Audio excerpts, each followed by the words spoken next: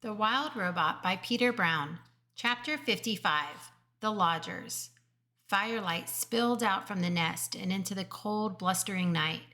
Roz sat inside and listened to the wind and to the soft pops and crackles of burning wood.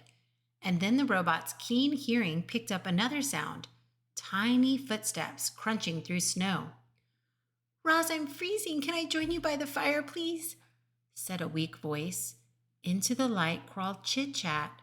The squirrel was shivering and clumps of ice stuck to her fur.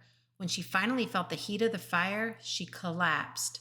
Roz picked her up off the floor, gently placed her on a warm stone, and let her sleep. An hour later, there were more footsteps, and a family of hares shuffled into the nest. They huddled together in a corner without saying a word. Pinktail, the opossum, was next to arrive. "Good evening," she mumbled, trying to act cheerful. "It certainly has been chilly." Swooper the owl hobbled in, followed by some chickadees and a magpie. Fink knew a good thing when he saw it, and the fox lay down right by the fire. Then came Dig Down the groundhog. The fuzzy bandits carried in an old turtle named Crag, who was in the worst shape of all. Creatures who should have been hibernating deep underground had been roused by that vicious weather. Only the healthiest animals with the warmest homes were safe. More and more weary animals appeared, and slowly the lodge filled up.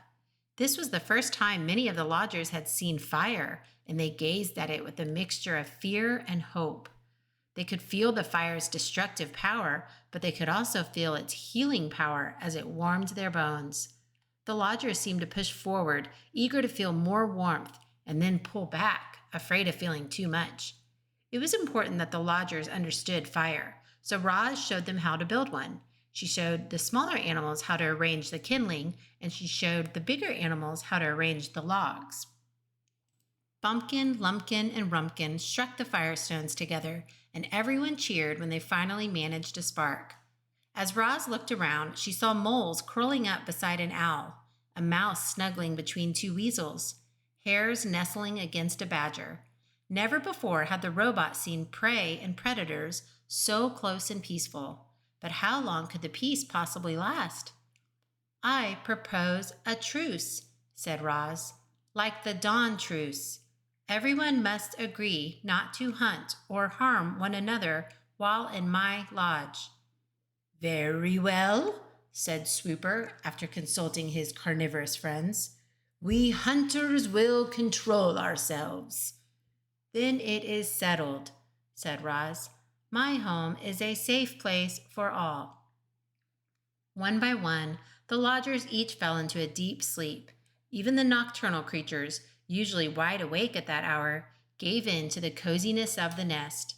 The robot stood out of the way and quietly tended to the fire as her guests slept through the night. Only when daylight was streaming in through the door did the lodgers finally begin to stir. "You are all welcome to stay here as long as you like," said the robot as the animals rubbed sleep from their eyes. "My home is your home." "Thanks a lot, Roz." Fink carefully stepped over a hare and a woodpecker on his way to the door. "I don't think I would have survived another night on my own. It's just too bad we can't cram a few more creatures in here." And the fox slipped outside. The robot looked down at the fur and feathers that now carpeted the floor. The nest had been completely full that night. If any more animals showed up, they'd be left out in the cold. But Roz was not about to let that happen.